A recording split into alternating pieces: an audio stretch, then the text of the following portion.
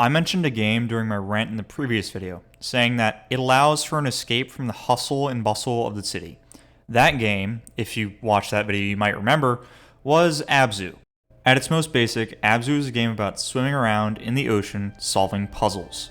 When you look slightly under the surface, you see that's a game about restoring the ocean from damage that has been done to it. When you swim to the bottom of the Mariana Trench, you see that it's actually a game about chasing an ancient civilization and restoring the ocean from damage done to it by a tyrannical mechatronics corporation that wanted to steal the power of the soul of the ocean. I know, that sounds completely absurd, but so does leaving school early on a day where you have 2 tests to blast shitty music while writing a script for a video that might not even come out or get no views. What makes ABZU stand out is the fact that all of the details in the very brief and honestly not very detailed synopsis that I've just told you are conveyed only if the player chooses, because there isn't a single line of dialogue throughout the entire game. Everything about the story is told through crude murals drawn millennia ago and the actions of the player character, who isn't named once. You can probably tell by the title of this video that I won't be talking much about the actual gameplay or impact that the game has had on me as a person. Instead, I'll be focusing on the audiovisual storytelling of the game alongside the actual story behind it. For the 3 people who don't know what this word means, you have to watch this section. The 99% can leave. For those 3 of you who have been living under rocks without thesauruses or dictionaries, audiovisual storytelling is the telling of a story through audio and visuals. For some reason, I thought that there would be more to the basic definition of audiovisual storytelling than that, but there really isn't. Audiovisual storytelling can be done through the use of repeating themes in the visuals or audio in the game, the feelings that the audio or visuals evoke, or more commonly, just showing the player things about the story and letting them figure it out. This type of storytelling is most often used in games or stories that want a level of interpretation to be up to the player. In ABZU, there are also some religious connections to Babylonian religion, specifically the 7 tablets of the history of creation, also known as the, forgive me if I horribly mispronounce this, Enuma Elish, which is essentially the Babylonian version of the Book of Genesis from the Bible, for all you Christians out there. I'll talk about that more in a little bit. I think that's everything I needed to cover in the introduction, so let's just pretend that I remembered everything and move on to the visuals.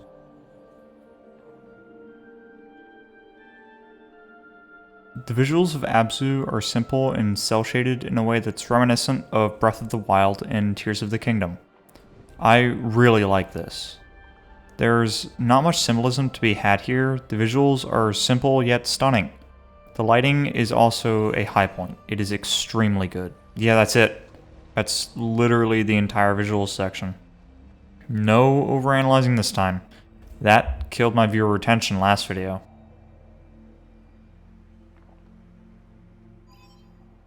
This game had a ton of very skilled people working on it, including an entire orchestra and choir. So obviously the music is incredible. Many of the songs take on a cheery or mysterious tone, and in areas where the tone is a lot darker, there simply is no music or it's minimal. The music is an extremely important part of the game as it helps to convey the themes and tones that are conveyed in the game, obviously. The song names, as listed in Wikipedia, shut up, I'm not gonna buy the official soundtrack on Steam. It's $5 for something I can find for free. Are either the scientific names of an iconic animal in the area that they're played in, or a quotation from the Enuma Elish.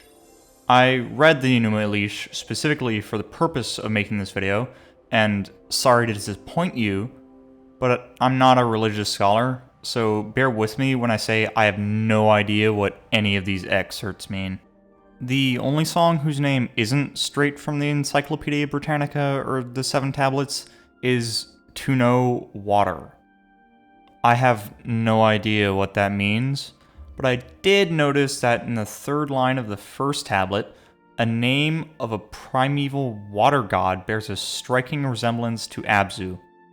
The name, by the way, is ABZU. Depending on which version of the Enuma Elish you read, the text can begin as, "When above the heavens did not yet exist, nor the earth below, ABZU the freshwater ocean was there," which is how it appears on Wikipedia, or "When in the height heaven was not named, and the earth did not yet bear a name, the primeval ABZU who begat them," which is how the version I have begins. It's clear that the Sumerians believed ABZU was representative of fresh water. Also, when translated from Sumerian to English, ABZU translates to religious water from underground aquifers. Simply thrilling. It's pretty clear that the composer intended for the player to interpret "to know water" as ABZU. And I looked it up. A fun fact on the Genius page for the song says that "to know water" is a direct translation of ABZU. I'm inclined to trust this unverified source from the internet, as I'm already tired of reading about Sumerian mythology from 3,000 years ago. The second song's name is "When Heaven Was Not Named," which is the first line of the first tablet in the version that I have.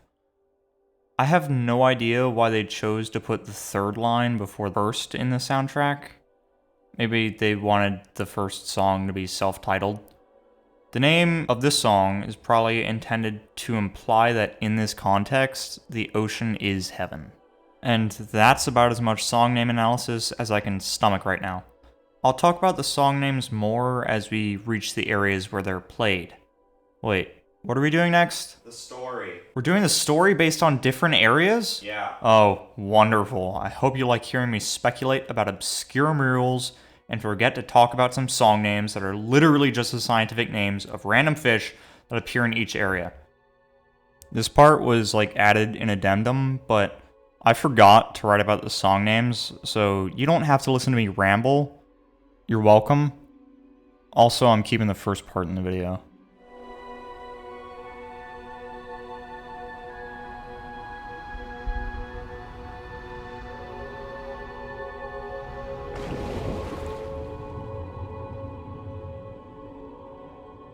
Areas typically consist of 3 to 4 main segments, a large open section with scenery and fish where the character is free to swim around, a slipstream where the music swells and the character swims very quickly with fish, a dried shrine, and a temple. The dried shrines involve an interactable portal that the character needs to swim into to progress.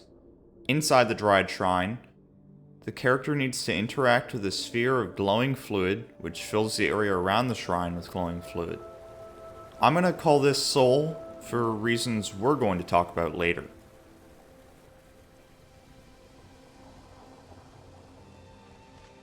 The temples are short corridors with murals on the walls that are reminiscent of Egyptian tomb paintings. Many of these murals depict an ancient civilization and a shark, which we'll also talk about later. These temples also act as transitions between distinct areas, and for now, let's move on to the stories told by these murals. The story is revealed slowly as the player progresses through the fairly short hour-and-a-half runtime of ABZU through the aforementioned murals. Let's start off with the first area, the Green Kelp Forest. The Green Kelp Forest consists of a shallows biome that, surprise surprise, has a kelp forest that is indeed green. Honestly, I forgot what I was going to write in here. This is actually my second favorite area in terms of atmosphere. A variety of species can be found here, including leopard sharks, California sheephead, Garibaldi, kelpfish, and Goliath groupers. I think I was going to talk about the murals when I completed the outline for this video, so let's do that. The murals here depict an ancient Egypt-esque society carrying and apparently worshipping a coral growth. This is also the first of many times that we see the area formula, and me, being an idiot, did not hold a shot on it for long enough to get a clear frame of it, so I'll pull one from later. This map lays out the basic area. The first area is depicted as a kelp forest, the second a fast-moving current, the third a kelp forest with dotted shark statues, the fourth a humpback whale with volcanoes, the fifth a Roman city, and before you say, oh, you could have just said Romanesque there, I want to say that Romanesque is more frequently related to European architecture circa 900 to 1200, while Roman-like is meant to convey that the city's architecture is Roman. Anyways, the sixth is a pure ball of soul, which I'll talk about when we go more in depth with the ancients. The first mural also serves as a map of all the collectible Nautilus shells. You can see that I missed one in the shitty frame I could salvage from the first mural section. I'll be honest, I completely forgot to collect these Nautilus shells during my playthrough. So I looked it up, and you only unlock a new diving suit, which isn't worth the effort because I've already recorded the entire game, and I am not doing it again. IGN told me that you unlock a new diving suit. Someone who's done it, let me know in the comments. Near the end of this area, one of the drones that the character is collecting is destroyed by a great white shark. Seeing as it's the only way forward, the character pursues the shark. And curiously, at the end of each area, the drones the character collects are taken by the area transitions.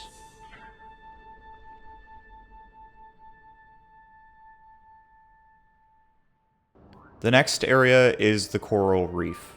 This area is populated by dolphins, angelfish, bannerfish, powder blue tangs, also known as the fish from Dory, reef sharks, lyre-tail antheas, coral trout, and yellow garden eels.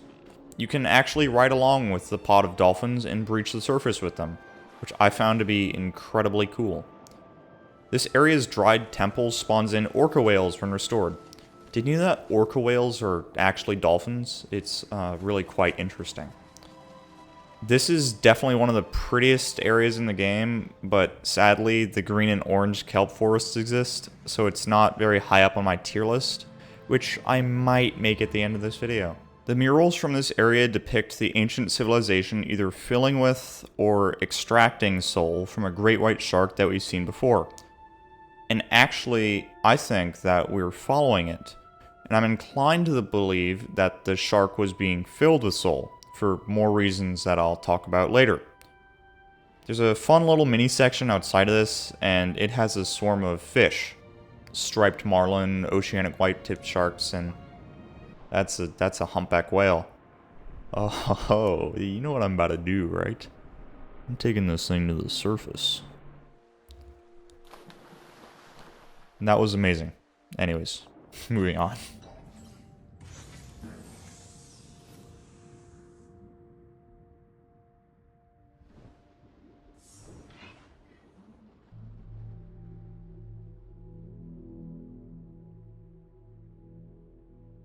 This is hands down my favorite area.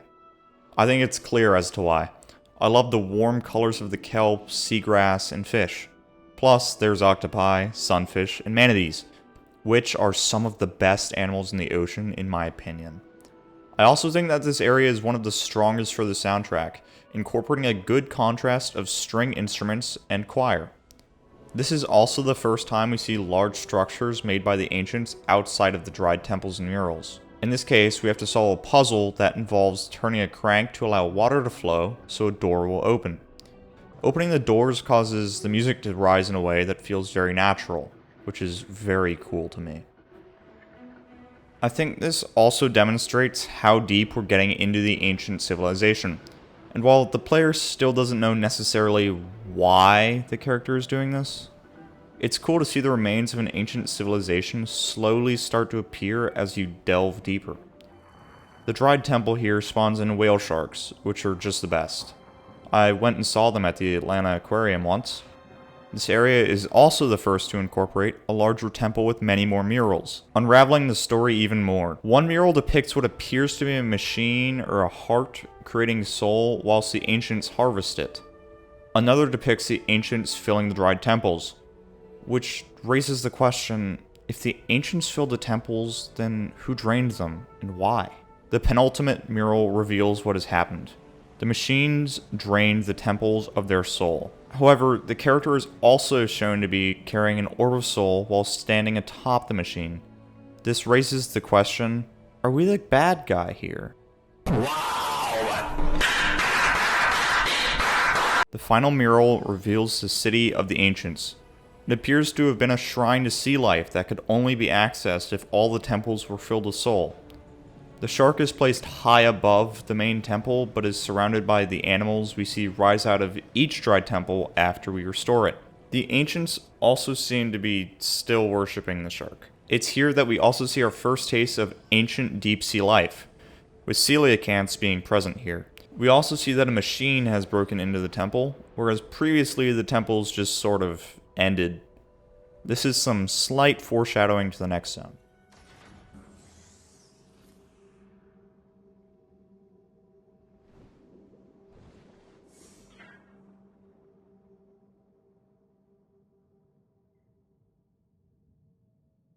The Corrupted Midnight, as I like to call it, marks the first major departure from the cheery atmosphere of the green and orange kelp forests and the bright ambience of the coral reef. Normally, I would just call this the Midnight or Twilight Zone, as animals from these real-life depths populate it, but this is called the Corrupted Midnight for a reason. It has been invaded by evil geometry that explodes and stuns the player character when they get near it. This area holds animals such as goblin sharks, anglerfish, giant squid, and sperm whales. Do not laugh at that name, it's what the whale is named. It looks like the manufacturers of the machines wanted to prevent anyone from entering the dried temple here, as the door requires one to turn 2 reels of chain. Our great white friend gets caught underneath an evil triangle. Can I stop calling them evil triangles when they're obviously mines? No? Okay then. And he now likes us because we free him. Wait, where'd the triangle go? Anyways, we descend deeper into the Corrupted Midnight. It really seems like the creators of the machines didn't want us down here. The shrine here spawns in some giant squid, which are very cool. I love the contrast between the yellow of the squid, the pink of the coral, and the white of the kelp in this dried temple. There is no mural for this area. Instead, there's a factory for the machines. It's time to try and put an end to this, I suppose. The great white shark swims into the factory, and we follow. The inside of the factory gives us some insight into the creation of these machines. It is revealed that the creators of the mines also created the drones we found and helped, with each of them holding some soul. More importantly, they created us, the player. We are a robot run by the power of soul stolen from the sea. Big plot twist there. We see what appears to be the core of the factory. The great white shark, the same one that was imbued with the soul of the sea, attempts to destroy it, releasing a massive electrical explosion as the core spawns. For those who didn't stick around to watch holograms in the factory, it is now revealed that the player is, in fact, a robot. Moving on, we see our shark friend in pain and suffering on the seafloor. Then it stops moving and its eyes turn white. It is dead. There are no murals for the end of this chapter.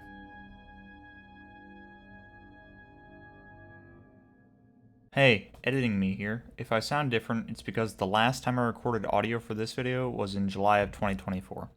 It's now March of 2025. I also switched the environment I'm recording in, so that might change how I sound too. Anyways, sorry for interrupting at such an emotionally charged point in the video. I hope you enjoy. Just after we move on from the place where the Great White died, we move into a temple filled with lily pads, clearly created by the ancients. We actually get out of the water and start moving bipedally. We move through the temple, opening a door to see this. A dilapidated city clearly created by the ancients. A veritably self-sustaining aquarium beyond the confines of time. There are ancient fish. Nautiloids, helicoprions, gar, Dolichoryncops, and many more unpronounceable names are present here. Again, we have to open a gate by interacting with 2 chain spools. Very cool, very original. I'm not here to complain about some repetitive gameplay when the game is good enough to get me to write about 2,800 words so far. After opening the gate, we swim out to see this. Probably the prettiest shot of the entire game. It's the character overlooking the final main area of the game, the Ancient Sanctuary. This place acts as a refuge for ancient sea life from hundreds of millions of years ago. This area has some of the best visuals in the game, but in my opinion, it cannot match the orange kelp forest. In this area, instead of turning 2 chain spools, we have to interact with 2 fountains to cause a river of soul to reach a main aquifer, which then flows towards the gate and causes it to open. The main area of the ancient temple is home to a lot of ancient sea creatures, but my favorites are the Ichthyosaurus and the Elasmosaurus. After we exit the main area, we swim up and see an overview of the ancient sanctuary along with the ancient city that accompanies it. The camera is forced to focus on the player, so forgive me for this awful camera work. We enter a final slipstream that takes us through the rest of the ruined architecture of the ancient city and gives us beautiful shots of a temple that hasn't crumbled as much as the rest of the ancient city. The music here gives me chills.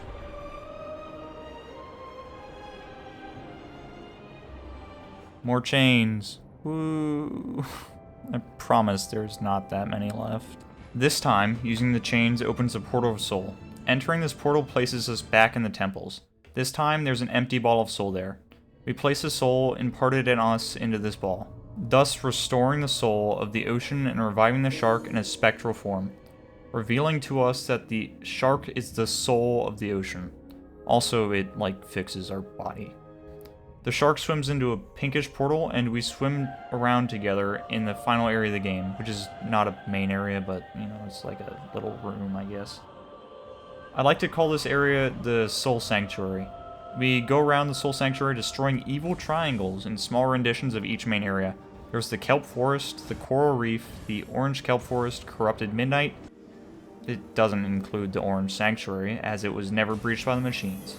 Each large machine even grows a coral spire and spawns in the same animals that the Dried Temple did. Throughout this process, we are followed by a procession of fish, indicating that we have become just another organism in the massive ecosystem of the ocean.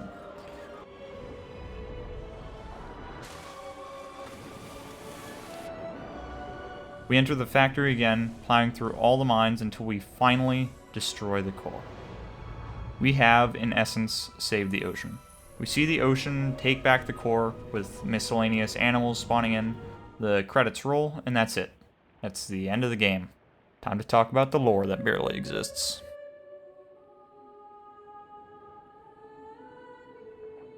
The Ancients are what I've decided to call the ancient civilization that the player character is clearly designed to imitate. I know, very creative, props to me. The Ancients are responsible for the accumulation of soul into a tangible substance and the construction of the Dried Temples and the Ancient Sanctuary. It's clear that the Ancients cherished and wanted to protect sea life, as they harvested soul that gives sea life, life. They also created a massive city deep underwater that contains dozens of species of aquatic life, but that doesn't really matter. Not much is shown about the Ancients, except that they used soul to support sea life and worshipped a great white shark. The Ancients are all gone now. I don't know what happened to them. Presumably the machines killed them all.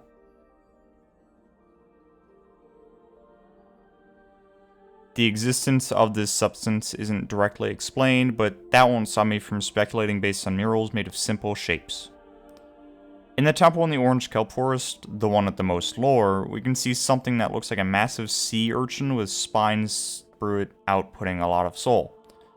We also see the ancients harvesting soul a lot, and using it to create the temples, which, if you remember, spawn in sea life around them when the player takes a piece of soul out of themselves. Did I forget to mention that the player has the only broken arrow-esque piece of soul outside of the factory?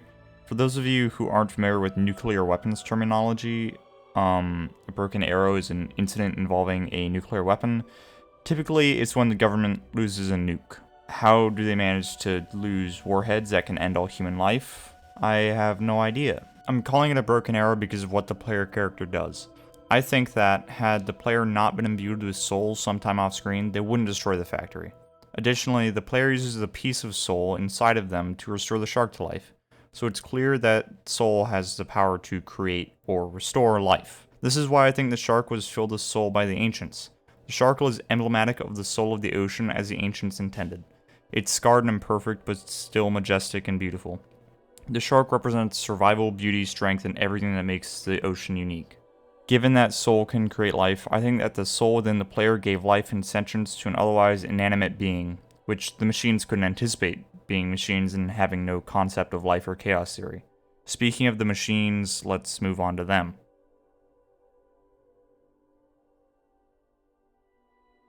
There's nothing in the game that suggests where the machines come from. The only given information about them is that they want to take the soul from everything.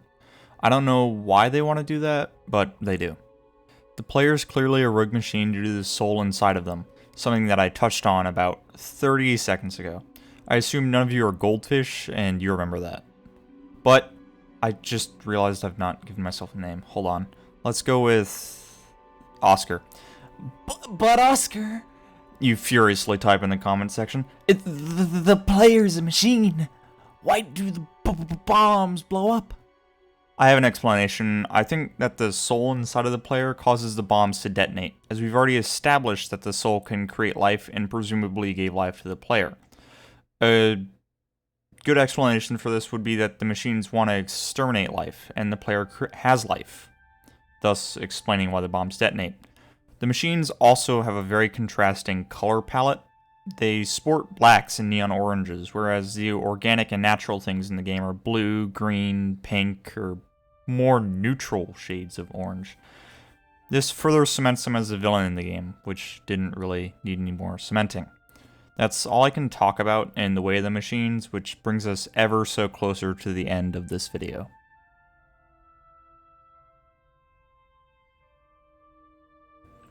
Okay, so welcome to my ABZU biomes tier list. So first up, we got the Ancient Sanctuary. I like this one. It's got a lot of biodiversity.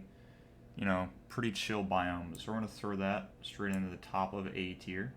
Next up, we got the Coral Reef. It was a bit small for my taste. Don't quote me on that. You know, I mean, you know, it's kind of pretty average, actually, when I come to think of it. But I did like it, but not as much as the Ancient Sanctuary, so that's going to be a strong B tier. Green Kelp Forest, you know, it's a classic first area. Lots of biodiversity, very beautiful area in my opinion. So that's going to go A tier, just above the Ancient Sanctuary. Midnight Zone, in my opinion, not a lot of biodiversity, which is pretty representative of how it is in real life.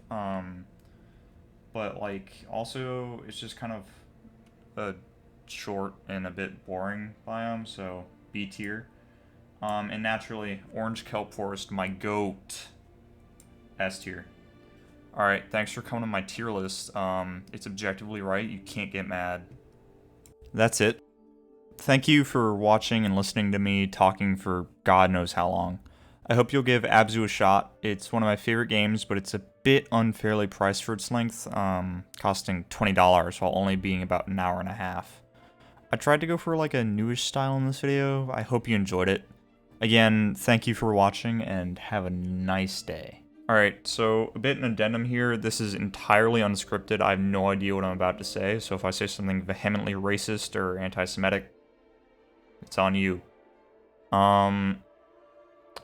I don't really know what's going to happen with the future of this channel, or like any new videos or anything. One, given the current state of the world, you know, Iran, Israel, it's kind of scary. I can get drafted, you know, etc. Two, I'm going into college. I got into a very good school, chemical engineering. It's an engineering major, so naturally it's going to take like a lot of time. Maybe I'll like find some space to like squeeze in a video or two here and there, but given how long it takes me to edit, I'm not too sure about that. And yeah, just other than that, thank you, really, genuinely, thank you for watching all the way to the end of this video. I enjoyed making it, I enjoyed recording it, I enjoyed writing it. I didn't really enjoy editing it all that much, because it took me like a year to do that. But seriously, thank you. I sincerely hope you'll give ABZU a shot. And yeah, just farewell.